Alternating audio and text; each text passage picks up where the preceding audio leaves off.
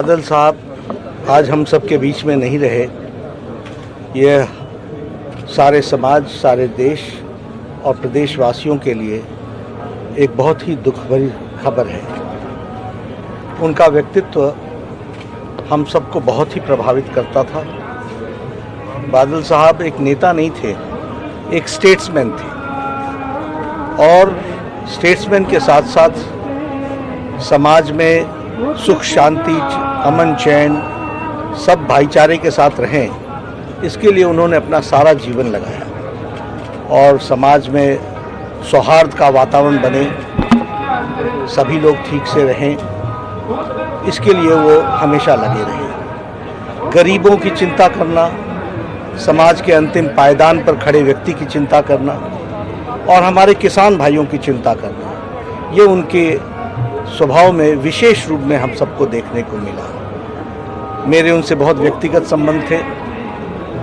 मैं कह सकता हूं कि वो मुझे बहुत प्यार करते थे और उनसे हम सब लोगों को बहुत कुछ सीखने को मिला। उनका जाना एक तरीके से एक युग की समाप्ति है। मैं अपनी पार्टी की ओर से और भारतीय जनता पार्टी के करोड़ों कार्यकर्ताओं की ओर से ईश्वर से प्रार्थना करता हूं कि ईश्वर उनको अपने चरणों में स्थान दे और उनकी आत्मा को शांति मिले और परिवार को इस दुख को सहने की और हम सबको इस दुख को सहने की ताकत दे। और हम सब लोग सच्ची श्रद्धांजलि यही होगी, जो शख्सियत उन्होंने पाई और वो शख्सियत के साथ जो विनम्रता उनमें थी, वो हम सब लोगों को समझने जैसा है, सीखने जैसा है। और उनकी बहुत से राजनीतिक जीवन में छोटी छोटी बातों से व्यक्तित्व में क्या बदलाव करना चाहिए, इसकी प्रेरणा मिलती है। मैं पुनः ईश्वर से प्रार्थना करता हूँ कि उनको अपने चरणों में स्थान दे और उनकी आत्मा को शांति दे। साथ बिताए पलों की कोई याद साझा करना? बहुत सी याद है। मैं इसी घर में आया था और मेरे बेटे का पानी ग्रहण समारोह था, शादी थी। वो तबीयत से ठीक नहीं थे, लेकिन फिर भी उनकी इच्छा थी कि वो पहुँचे और उन्होंने मुझे फ़ोन किया कि शरीर मुझे अलाउ नहीं करता, लेकिन मेरा आशीर्वाद है। ऐसे व्यक्तिगत रूप में हम सब जानते हैं। एक हमारे कार्यकर्ता थे, नेता थे, अश्विनी जी, वह बीमार थे और मैं पार्टी का जनरल सेक्रेटरी था। उनका फ़ोन आया मुझे, वो मुख्यमंत्री थे, कि मैं दिल्ली आया हूँ। वो उनके साथ इमरजेंसी में जेल में रहे थे अश्विनी जी। तो उनका फ़ोन आया मुझे कि मैं अश्विनी जी से मिलना चाहता हूँ, इसकी व्यवस्था करो। और मुझे याद है वो पार्टी कार्यालय में आए, उन्होंने अश्विनी जी के साथ कोई आधा घंटा बिताया, चाय पी, पुरानी यादों को ताज़ा किया। ऐसा मर्म, ऐसा व्यक्तिगत संबंध उनका जो कोई उनके ज़िंदगी में आया उनके साथ उनका था। इसलिए मैं फिर से कहूँगा, उनसे सीखने के लिए बहुत कुछ है और हम सब लोग उनसे सीखते हैं। तो यही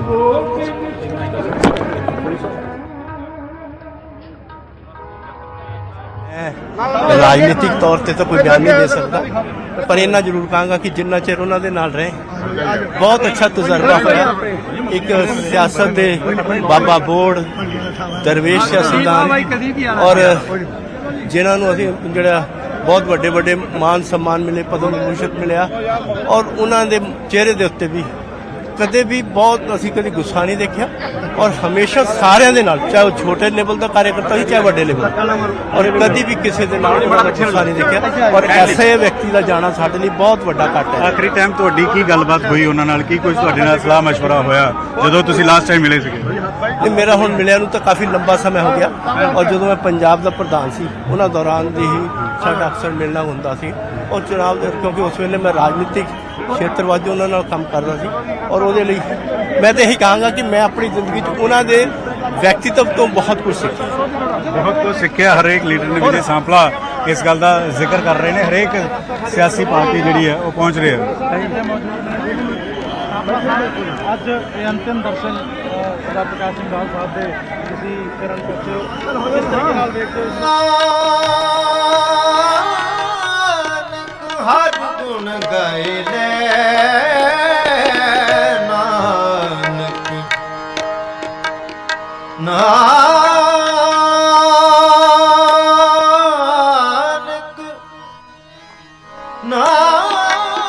ਦੀ ਵਰਖਾ ਸਾਫ਼ ਤੌਰ ਤੇ ਨਜ਼ਰ ਆਉਂਦੀ ਹੈ। ਬਹੁਤ ਸਾਰੇ ਲੀਡਰ ਉੱਥੇ ਪਹੁੰਚੇ ਹੋਏ ਨੇ, ਆਮ ਲੋਕ ਪਹੁੰਚੇ ਹੋਏ ਨੇ, ਉਹ ਲੋਕ ਪਹੁੰਚੇ ਹੋਏ ਨੇ ਜੋ ਸ਼ਾਇਦ ਕਦੇ ਸੰਗਤ ਦਰਸ਼ਨ ਦੇ ਵਿੱਚ ਇੱਕ ਵਾਰੀ ਮਿਲੇ ਹੋਣਗੇ। ਲੰਬੀ ਹਲਕੇ ਦੇ ਲੋਕ, ਪੰਜਾਬ ਦੇ ਵੱਖ-ਵੱਖ ਹਲਕਿਆਂ ਦੇ ਲੋਕ, ਕਿਉਂਕਿ ਸਿਰਫ ਇੱਕ ਹਲਕੇ ਤੱਕ ਤਾਂ ਸੀਮਿਤ ਨਹੀਂ ਸੀ। ਜਦੋਂ ਕੋਈ ਮੁੱਖ ਮੰਤਰੀ ਬਣਦਾ ਤਾਂ ਪ੍ਰਵਾਨਗੀ ਪੰਜਾਬ ਦਿੰਦਾ ਹੈ, ਪੰਜਾਬ ਦੇ ਲੋਕ ਦਿੰਦੇ ਨੇ, ਉਹ ਕਿਸੇ ਵੀ ਕੋਨੇ ਦੇ ਵਿੱਚ ਬੈਠੇ ਹੋਣ। ਤਾਂ ਅਰਥੀ ਨੂੰ ਮੋਢਾ ਦਿੰਦੇ ਹੋਏ ਉਹਨਾਂ ਦੇ ਬੇਟੇ, ਇੱਕ ਪਾਸੇ ਸੁਖਬੀਰ ਸਿੰਘ ਬਾਦਲ ਨੇ ਤਾਂ ਦੂਜੇ ਪਾਸੇ ਉਹਨਾਂ ਦਾ ਭਤੀਜਾ ਮਨਪ੍ਰੀਤ ਬਾਦਲ, ਵੱਡਾ ਨਾਮ ਦੇਸ਼ ਦੀ ਪੰਜਾਬ ਦੀ ਸਿਆਸਤ ਦੇ ਵਿੱਚ ਦੋਵਾਂ ਦਾ ਬੇਸ਼ੱਕ ਹੋ ਸਕਦਾ ਹੈ, ਪਰ ਅੱਜ ਉਹ ਆਪਣੇ ਪਿਤਾ ਨੂੰ, ਆਪਣੇ ਪਰਿਵਾਰ ਦੇ ਇੱਕ ਮੈਂਬਰ ਨੂੰ, ਇੱਕ ਸੀਨੀਅਰ ਮੈਂਬਰ ਨੂੰ, ਇੱਕ ਅਜਿਹੀ ਸ਼ਖਸੀਅਤ ਨੂੰ ਅਲਵਿਦਾ ਕਹਿ ਰਹੇ ਨੇ ਜੋ ਸਭ ਦੇ ਦਿਲਾਂ ਦੇ ਉੱਤੇ ਰਾਜ ਜ਼ਰੂਰ ਕਰਦਾ ਰਿਹਾ ਹੈ। ਤਾਂ ਪਿੰਡ ਬਾਦਲ ਲੰਬੀ ਤੋਂ ਤਸਵੀਰਾਂ ਅਸੀਂ ਤੁਹਾਨੂੰ ਦਿਖਾ ਰਹੇ ਹਾਂ।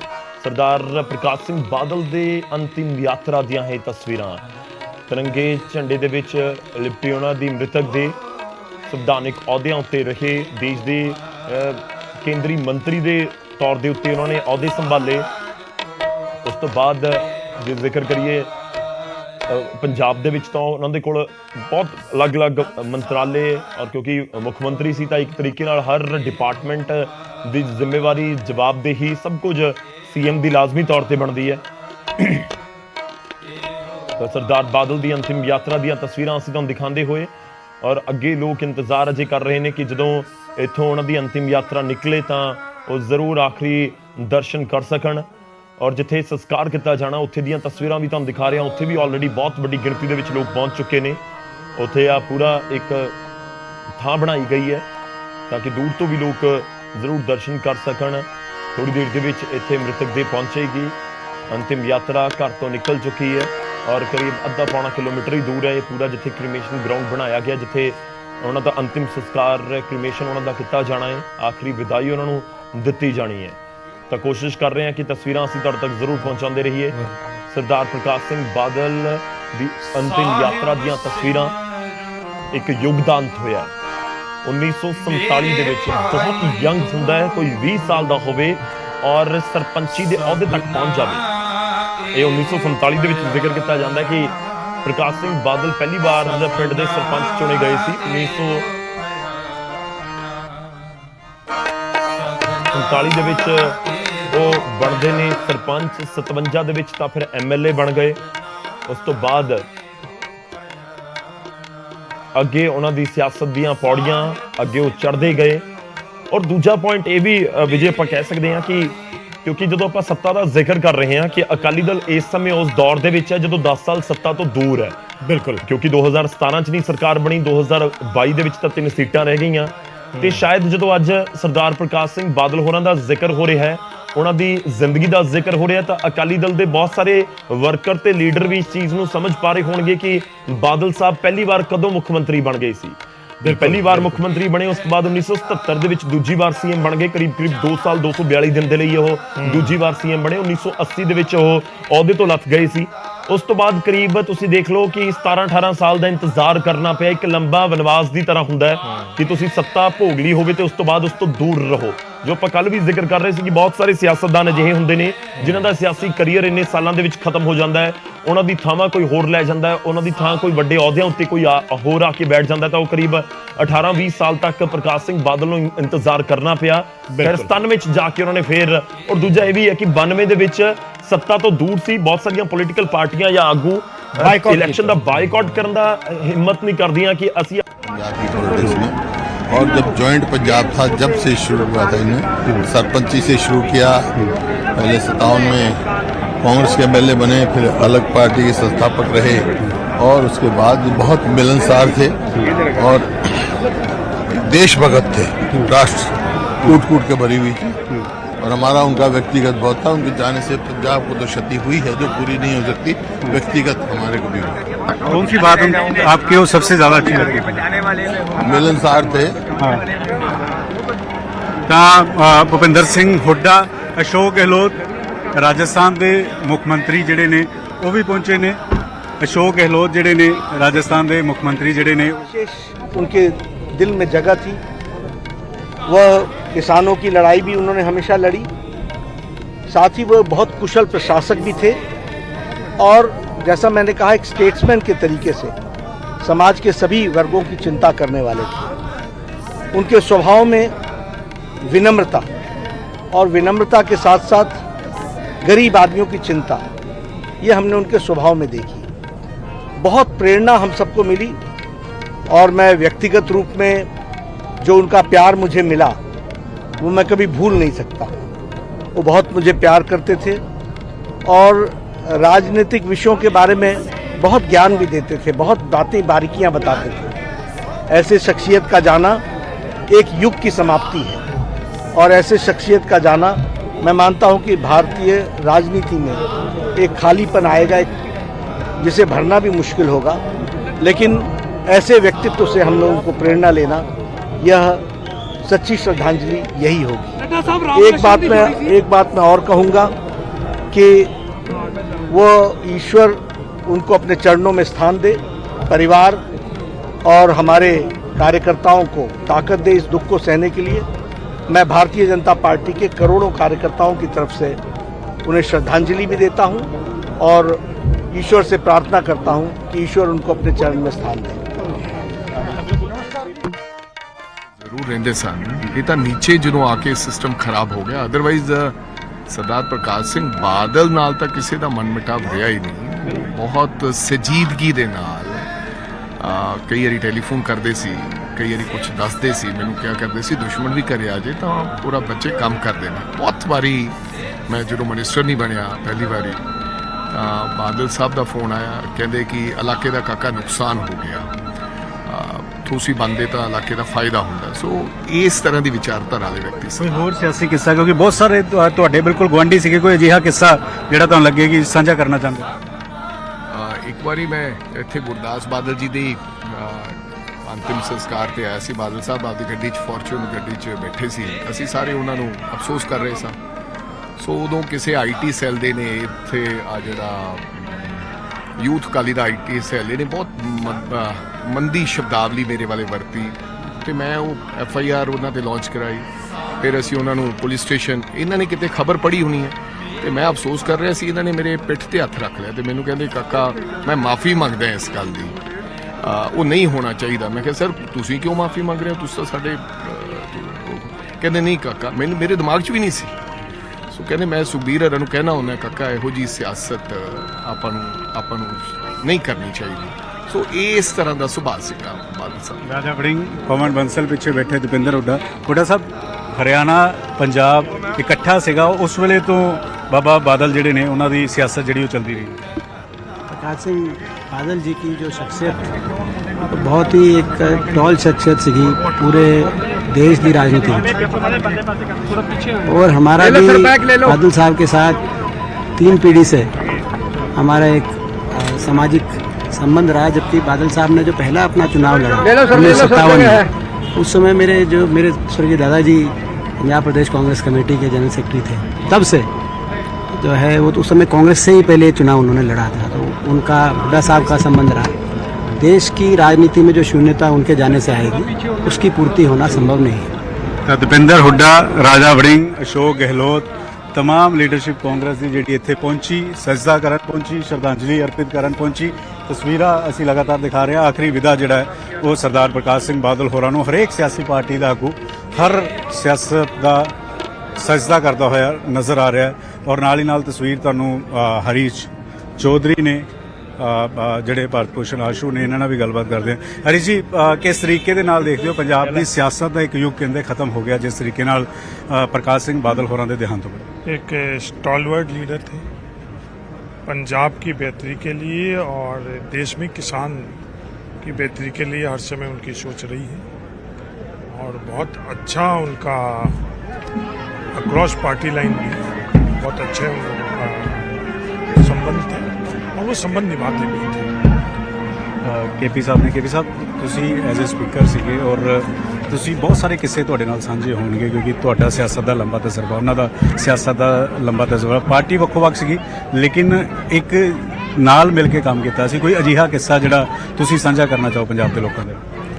इतने किस्से बहुत रहे, बहुत दूर दे अंदेश सियासतदान थे और बड़ा लंबा समा, बल्कि औखे समय 'ਚ ਜਦੋਂ ਪੰਜਾਬ ਤੇ ਭੀੜ ਸੀ ਉਦੋਂ ਉਹਨਾਂ ਨੇ ਪੰਜਾਬ ਦੀ ਅਗਵਾਈ ਕੀਤੀ ਹੈ ਔਰ ਪੰਜਾਬ ਦੇ ਲੋਕ ਹਮੇਸ਼ਾ ਯਾਦ ਰੱਖਣਗੇ ਜੋ ਭਾਈਚਾਰਕ ਸਾਂਝ ਲਈ ਪੰਜਾਬ ਦੀ ਤਰੱਕੀ ਲਈ ਉਹਨਾਂ ਨੇ ਕੰਮ ਕੀਤਾ ਹੈ। ਉਹ ਇੱਕ ਬਹੁਤ ਵੱਡਾ ਯੋਗਦਾਨ ਸੀ। ਤੁਹਾਡੀ ਕੋਈ ਅਖੀਰਲੀ ਮੁਲਾਕਾਤ ਕੋਈ ਹੋਈ ਹੋਵੇ, ਕੋਈ ਗੱਲਬਾਤ ਜਿਹੜੀ ਹੋਈ ਹੋਵੇ ਜਿਹੜੀ ਤੁਹਾਨੂੰ ਅੱਜ ਯਾਦ ਆਉਂਦੀ ਹੋਵੇ ਕਿ ਇਹ ਚੀਜ਼ ਸਿੱਖਣ ਨੂੰ ਮਿਲੀ ਸੀ ਜਾਂ ਇਹ ਚੀਜ਼ ਦੇਖਣ ਨੂੰ ਮਿਲੀ ਸੀ? ਬੜਾ ਜੀ, ਉਹ ਤਾਂ ਆਪਣੇ ਆਪ 'ਚ ਇੱਕ ਤੁਰਦੀ ਫਿਰਦੀ ਯੂਨੀਵਰਸਿਟੀ ਸੀਗੇ ਤਾਂ ਇੱਕ ਵਾਰ ਨਹੀਂ ਹਜ਼ਾਰਾਂ ਹੀ ਕਿੱਸੇ ਉਹਨਾਂ ਦੇ, ਕਿਉਂਕਿ ਅਸੀਂ 5 ਸਾਲ ਨਹੀਂ ਬਲਕਿ 15 ਸਾਲ ਵਿਧਾਨ ਸਭਾ 'ਚ ਇਕੱਠੇ ਰਹੇ ਆ। ਮੈਂ ਉਹਨਾਂ ਨੂੰ ਬਤੌਰ ਮੁੱਖ ਮੰਤਰੀ ਵੀ ਦੇਖਿਆ, ਬਤੌਰ ਲੀਡਰ ਆਫ ਦਾ ਆਪੋਜੀਸ਼ਨ ਵੀ ਦੇਖਿਆ ਤੇ ਉਹਨਾਂ ਨੂੰ ਹਰ ਰੰਗ 'ਚ ਵਿਚਰਦਿਆਂ ਦੇਖਿਆ ਤੇ ਉਹਨਾਂ ਦੀ ਜਿਹੜੀ ਦੇਣ ਹੈ ਉਹ ਬਹੁਤ ਵੱਡੀ ਦੇਣ ਪੰਜਾਬ ਵਾਸਤੇ ਰਹੀ ਹੈ। ਸ਼ਾਇਦ ਹੀ ਉਹਨਾਂ ਦੇ ਇੱਕ ਕੱਦ ਦਾ ਕੋਈ ਹੋਰ ਬੰਦਾ ਇਸ ਧਰਤੀ ਨੇ ਸਾਡੀ ਨੇ ਪੈਦਾ ਕੀਤਾ ਹੋਵੇ। Thank you. ਆਸ਼ੂ ਸਾਹਿਬ ਮੈਨੂੰ ਯਾਦ ਹੈ ਇੱਕ ਵਾਰ ਕਾਂਗਰਸ ਪ੍ਰੋਟੈਸਟ ਕਰਨ ਗਈ ਸੀ, ਕੋਠੀ ਦਾ ਘਿਰਾਵ ਕਰਨ ਗਈ ਸੀ। ਉਸ ਵੇਲੇ ਉਹ 1 ਘੰਟਾ ਪਹਿਲਾਂ ਹੀ ਕੁਰਸੀ ਲਗਾ ਕੇ ਅੱਗੇ ਬੈਠ ਗਏ ਸੀਗੇ ਔਰ ਕਹਿ ਰਹੇ ਸੀ ਆਓ ਪਹਿਲਾਂ ਚਾਹ ਪਾਣੀ ਪੀਓ, ਉਸ ਤੋਂ ਬਾਅਦ ਗੱਲਬਾਤ ਕਰਦੇ ਹਾਂ ਕਾਕਾ ਜੀ ਕਹਿ ਕੇ ਸੰਬੋਧਿਤ ਕਰ ਰਹੇ ਸੀ। ਉਹਨਾਂ ਦਾ ਕੱਦ ਦਾ ਲੀਡਰ ਅੱਜ ਰਿਹਾ ਨਹੀਂ ਪੰਜਾਬ 'ਚ। ਪਹਿਲੀ ਗੱਲ ਤਾਂ ਮੈਂ ਇਹ ਕਹੂੰਗਾ ਕ੍ਰਾਸ ਪਾਰਟੀ ਲਾਈਨ ਜੋ ਬਾਦਲ ਸਾਹਿਬ ਨੇ ਸਾਰੀਆਂ ਪਾਰਟੀਆਂ ਔਰ ਪਾਰਟੀਆਂ ਤੇ ਲੀਡਰਾਂ ਨਾਲ ਆਪਣੇ ਸੰਬੰਧ ਰੱਖੇ ਔਰ ਸਾਡੇ ਵਰਗੇ ਛੋਟੇ ਬਡਿੰਗ ਲੀਡਰਸ ਨੂੰ ਕਿਸ ਤਰੀਕੇ ਪ੍ਰੇਰਿਤ ਕਰਿਆ, ਅੱਜ ਤਾਂ ਉਹ ਕਦਰਾਂ ਕੀਮਤਾਂ ਦੇਖਣ ਨੂੰ ਨਹੀਂ ਮਿਲਦੀਆਂ। ਉਹ ਚਾਹੇ ਅਸੀਂ ਆਪੋਜੀਸ਼ਨ 'ਚ ਸੀਗੇ ਤਾਂ ਵੀ ਉਹਨਾਂ ਨੇ ਸਤਿਕਾਰ ਦਿੱਤਾ, ਚਾਹੇ ਅਸੀਂ ਧਰਨਾ ਲਗਾਉਣ ਗਏ ਤਾਂ ਉਹ ਬਾਹਰ ਆ ਕੇ ਮਿਲਦੇ ਸੀ। ਕਦੀ ਮਨ 'ਚ ਕੋਈ ਦੁਸ਼ਮਣੀ ਵਾਲਾ ਭਾਵ ਨਹੀਂ ਸੀਗਾ। ਇਸ ਤਰੀਕੇ ਦੇ ਲੀਡਰ ਸੀਗੇ। ਗਾਹੇ ਬਗਾਹੇ ਟੈਲੀਫੋਨ ਆਉਣਾ, ਜਦੋਂ ਮੰਤਰੀ ਬਣੇ ਉਦੋਂ ਆਉਣਾ ਵੀ ਕਾਕਾ ਜੀ ਬੜੇ ਛੋਟੀ ਉਮਰ 'ਚ ਮੋਢਿਆਂ ਤੇ ਬੜਾ ਭਾਰ ਹੈ, ਕੋਈ ਮੇਰੇ ਲਾਇਕ ਹੋਇਆ ਜ਼ਰੂਰ ਦੱਸਿਓ। ਮਤਲਬ ਹਮੇਸ਼ਾ ਗਾਈਡ ਬਣ ਕੇ ਅੱਗੇ, ਚਾਹੇ ਤੁਸੀਂ ਕਿਸੇ ਵੀ ਕਪੈਸਿਟੀ 'ਚ ਰਹੇ ਹੋ, ਉਹਨਾਂ ਨੇ ਗਾਈਡ ਬਣ ਕੇ ਤੁਹਾਨੂੰ ਕੋਈ ਰਾਹ ਦਿਖਾਇਆ। ਤੇ ਅੱਜ ਕਾਂਗਰਸ ਦੀ ਪਾਰਟੀ ਤੁਹਾਨੂੰ ਕੀ ਲੱਗਦਾ ਹੈ ਕਿ ਇਹ ਚੀਜ਼ ਸਿੱਖਣ ਨੂੰ ਹੈ ਔਰ ਇਹ ਚੀਜ਼ ਤੁਸੀਂ ਆਪਣੀ ਸਿਆਸਤ 'ਚ ਅਜਮਾਉਣਾ ਚਾਹੁੰਦੇ ਹੋ? ਸਾਰੀ ਜ਼ਿੰਦਗੀ ਉਹਨਾਂ ਦੀ ਕੁਛ ਨਾ ਕੁਛ ਸਿੱਖਣ ਨੂੰ ਮਿਲਦਾ ਹੈ ਔਰ ਖਾਸ ਤੌਰ ਤੇ ਜੋ ਉਹਨਾਂ ਦਾ ਕਿਰਦਾਰ ਰਿਹਾ। ਅੱਜ ਦੀਆਂ ਪੋਲੀਟੀਕਲ ਕਦਰਾਂ ਕੀਮਤਾਂ ਜਦੋਂ ਘਟੀਆਂ ਹੈ ਤਾਂ ਉਦੋਂ ਉਹਨਾਂ ਦੇ ਜੀਵਨ ਤੋਂ ਸਿੱਖਣ ਨੂੰ ਬਹੁਤ ਕੁਝ ਮਿਲਦਾ ਹੈ। ਬਾਹਰ ਕੋਈ ਸਜਦਾ ਕਰ ਰਿਹਾ, ਚਾਹੇ ਕਾਂਗਰਸ ਪਾਰਟੀ ਹੋਵੇ ਚਾਹੇ ਆਮ ਆਦਮੀ ਪਾਰਟੀ ਹੋਵੇ, ਔਰ ਕਾਂਗਰਸ ਦੇ तमाम ਲੀਡਰਸ਼ਿਪ, ਪੰਜਾਬ ਦੀ ਲੀਡਰਸ਼ਿਪ, ਹਰਿਆਣਾ ਦੀ ਲੀਡਰਸ਼ਿਪ, ਰਾਜਸਥਾਨ ਦੀ ਲੀਡਰਸ਼ਿਪ ਜਿਹੜੀ ਹੈ ਉਹ ਸ਼ਰਧਾਂਜਲੀ ਅਰਪਿਤ ਕਰਦੀ ਹੋਈ ਸਰਦਾਰ ਪ੍ਰਕਾਸ਼ ਸਿੰਘ ਬਾਦਲ ਹੋਰਾਂ ਨੂੰ ਨਜ਼ਰ ਆਈ ਹੈ। ਕੈਮਰਾਮੈਨ ਅਜੇ ਦੇ ਨਾਲ ਪੰਕਜ ਭਾਈ, ਨਿਊਜ਼ 18 ਬਾਦਲ ਪਿੰਡ।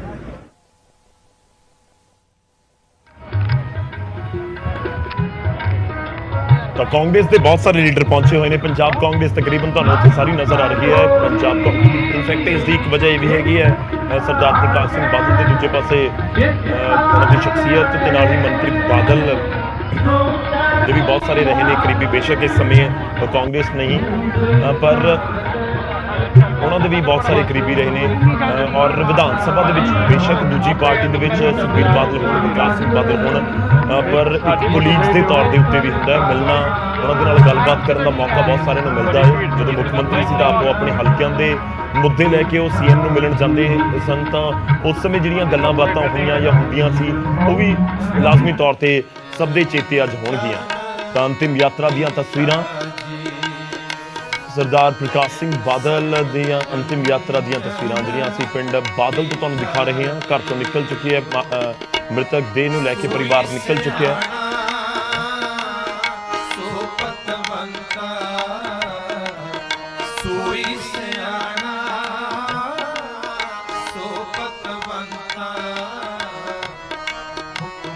ਤਾਂ ਪਰਿਵਾਰ ਦੇ ਨਾਲ ਨਾਲ ਅਕਾਲੀ ਦਲ ਦੇ ਲੀਡਰ ਵੀ ਨਜ਼ਰ ਆ ਰਹੇ ਨੇ ਜਿਹੜੇ ਇਸ ਸਮੇਂ ਅਰਥੀ ਦੇ ਨਾਲ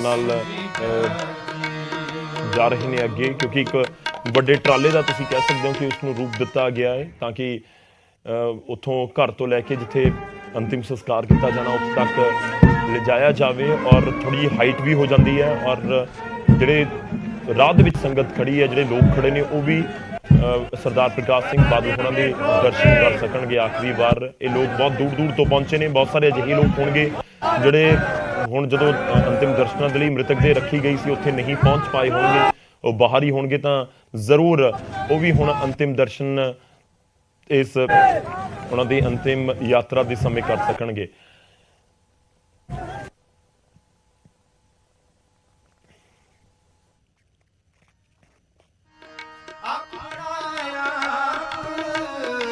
ਤਕਰੀਬਨ ਸਾਰੇ ਆਗੂ ਜਿਹੜੇ ਧੰਨਵਾਦ ਕਰ ਰਹੇ ਨੇ ਪਹੁੰਚਣ ਦਾ ਇਸ ਆਖਰੀ ਸਫ਼ਰ ਦੇ ਵਿੱਚ ਆਪਣੇ ਮਹਿਬੂਬ ਆਗੂ ਨੂੰ ਅੰਤਿਮ ਵਿਦਾਈ ਦੇਣ ਦੇ ਲਈ ਪਹੁੰਚੇ ਨੇ। ਇਸ ਸਫ਼ਰ ਦੇ ਵਿੱਚ ਜੋ ਜਿੰਨੀ ਵੱਡੀ ਗਿਣਤੀ ਦੇ ਵਿੱਚ ਲੋਕ ਆਏ ਨੇ ਉਸ ਦਾ ਹੱਥ ਜੋੜ ਕੇ ਸੁਖਬੀਰ ਬਾਦਲ ਸਤਿਕਾਰ ਕਰ ਰਹੇ ਬਾਦਲ ਦੇ ਜਿਹੜੇ ਅੰਤਿਮ ਦਰਸ਼ਨ ਨੇ ਉਹ ਅੰਤਿਮ ਦਰਸ਼ਨ ਤੋਂ ਬਾਅਦ ਸਰਦਾਰ ਪ੍ਰਕਾਸ਼ ਸਿੰਘ ਬਾਦਲ ਦੀ ਮ੍ਰਿਤਕ ਦੇਹ ਹੈ ਜਿਹੜੀ ਉਹ ਘਰ ਤੋਂ ਰਵਾਨਾ ਹੋ ਚੁੱਕੀ ਆ ਔਰ ਸਿਰਫ ਕਰੀਬ 1 ਕਿਲੋਮੀਟਰ ਦਾ ਫਾਸਲਾ ਤੈਅ ਕਰਨ ਤੋਂ ਬਾਅਦ ਉਹਨਾਂ ਦੇ ਖੇਤ ਦੇ ਵਿੱਚ ਜਿਸ ਜਗ੍ਹਾ ਦੇ ਉੱਪਰ ਅੰਤਿਮ ਸੰਸਕਾਰ ਹੋਣਾ ਹੈ ਉਸ ਦੇ ਵੱਲ ਪਹੁੰਚਦੀ ਹੋਈ ਨਜ਼ਰ ਆ ਰਹੀ ਹੈ ਔਰ ਚੰਦ ਮਿੰਟਾਂ ਦੇ ਵਿੱਚ 10 ਤੋਂ 15 ਮਿੰਟਾਂ ਦੇ ਵਿੱਚ ਇਸ ਜਗ੍ਹਾ ਤੇ ਪਹੁੰਚਣ ਦੀ ਉਮੀਦ ਤਾਈ ਜਾ ਰਹੀ ਹੈ ਕਿਉਂਕਿ ਕਰੀਬ 1 ਕਿਲੋਮੀਟਰ ਦਾ ਸਫ਼ਰ ਹੈ ਜਿਹੜਾ ਘਰ ਤੋਂ ਆਪਾਂ ਕਹਿੰਦੇ ਹਾਂ ਕਿ ਉਸ ਖੇਤ ਤੱਕ ਜਿਸ ਜਗ੍ਹਾ ਦੇ ਉੱਪਰ ਅੰਤਿਮ ਸੰਸਕਾਰ ਜਿਹੜਾ ਕਰਨਾ ਹੈ ਤਾਂ ਕਰਕੇ ਸਰਦਾਰ ਪ੍ਰਕਾਸ਼ ਸਿੰਘ ਬਾਦਲ ਦੇ ਚਾਹਣ ਵਾਲੇ ਨੇ ਉਹਨਾਂ ਦੀ ਗਿਣਤੀ ਛੋਟੀ ਨਹੀਂ ਹੈ ਬਹੁਤ ਲੰਬੀ ਗਿਣਤੀ ਹੈ ਜਿੱਥੇ ਸਿਆਸਤਦਾਨ ਇਸ ਪਾਸੇ ਰੁਖ ਕਰ ਰਹੇ ਨੇ ਸਿਆਸਤਦਾਨ ਪਹੁੰਚ ਰਹੇ ਨੇ ਵੱਡੇ ਤੋਂ ਵੱਡੇ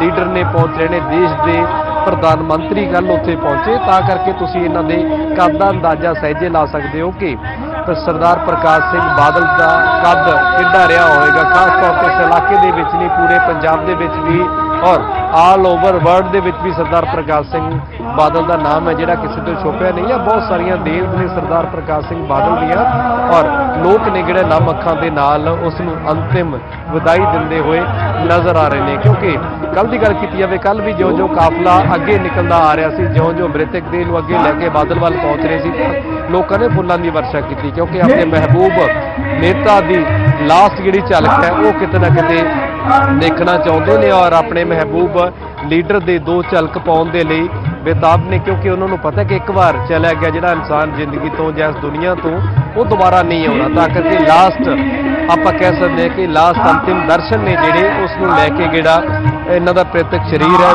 ਪ੍ਰਤੱਖ ਦੇਹ ਹੈ ਜਿਹੜੀ ਉਹ ਕੁਝ ਹੀ ਟਾਈਮ ਦੇ ਬਾਅਦ ਇੱਥੇ ਉਹਨਾਂ ਜੱਦੀ ਖੇਤ ਦੇ ਵਿੱਚ ਪਹੁੰਚ ਜਾਣਗੇ ਇੱਥੇ ਇੰਤਜ਼ਾਮ ਨੇ ਜਿਹੜੇ ਪਹਿਲਾਂ ਤੋਂ ਕੀਤੇ ਹੋਏ ਨੇ ਔਰ ਸੁਰੱਖਿਆ ਨੂੰ ਵੇਖਦੇ ਹੋਇਆ ਕਾਫੀ ਵੱਡੇ ਪੱਧਰ ਦੇ ਉੱਪਰ ਪੁਲਿਸ ਦੇ ਜਿਹੜੇ ਤੈਨਾਤੀ ਹੈ ਕੀਤੀ ਗਈ ਹੈ ਕਿਉਂਕਿ ਕਾਫੀ ਵੱਡੇ ਲੀਡਰ ਸੀ ਜਿਹੜੇ ਮੁੱਖ ਮੰਤਰੀ ਜਾਂ ਸਾਬਕਾ ਮੁੱਖ ਮੰਤਰੀ ਜਾਂ ਜਿਹੜੇ ਹੋਰ ਵੱਡੇ ਵਜ਼ੀਰ ਸੀਗੇ ਉਹ ਵੀ ਇਸ ਜਗ੍ਹਾ ਤੇ ਪਹੁੰਚੇ ਨੇ ਤਾਂ ਕਰਕੇ ਕਰੀਬ 2 ਕਿੱਲਿਆਂ ਦੇ ਜਗ੍ਹਾ ਦੇ ਵਿੱਚ ਇਹ ਜਗ੍ਹਾ ਬਣਾਈ ਹੋਈ ਹੈ ਜਿਸ ਜਗ੍ਹਾ ਦੇ ਉੱਪਰ ਸਰਦਾਰ ਬਾਦਲ ਨੂੰ ਅੰਤਿਮ ਜਿਹੜਾ ਆਪਾਂ ਕਹਿ ਸਕਦੇ ਹਾਂ